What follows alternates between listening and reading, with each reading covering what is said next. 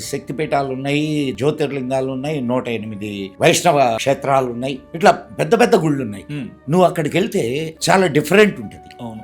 ఇప్పుడు అక్కడ అనేక మంది ఋషులు మునులు తపస్సు చేసినటువంటి ప్రదేశాలు, అనేక మంది భక్తులు అక్కడికి వచ్చి వాళ్ళ థాట్ ఎనర్జీస్ అన్ని అక్కడ ఉంటాయి కదా. అవును. ఇందాకనే మనం మాట్లాడుకున్నాం, మీరు ఇక్కడ వెళ్ళొచ్చారన్నారు అరుణాచలం.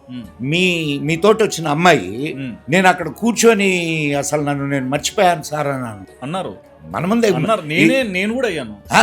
సో అక్కడ ఎందుకు జరుగుతుంది, అక్కడ ఇక్కడ ఎందుకు జరగడం వల్ల ఎనర్జీస్ అనేటివి అలా ఉంటాయి. సో ఆ ఎనర్జీని నువ్వు రిసీవ్ చేసుకుంటుంది, నీ బాడీ రిసీవ్ చేసుకుంటుంది, నీ మైండ్ రిసీవ్ చేసుకుంటుంది. మన ఆయన ఈషా వినున్నారు కదా, గురువు గారు, సద్గురు ఒక లింగాన్ని స్థాపన చేశారు ఈషా ఇంట్లో, కోయంబత్తూరు దగ్గర. ఆయన అది పాతరసంతో చేశారు. ఆయన ఏమంటారంటే, నువ్వు దేవుడు ఉన్నాడని నమ్మకపో, కొంచెం సేపు అక్కడ కూర్చొని అక్కడి నుంచి వచ్చేటటువంటి ఎనర్జీని రిసీవ్ చేసుకో చాలు.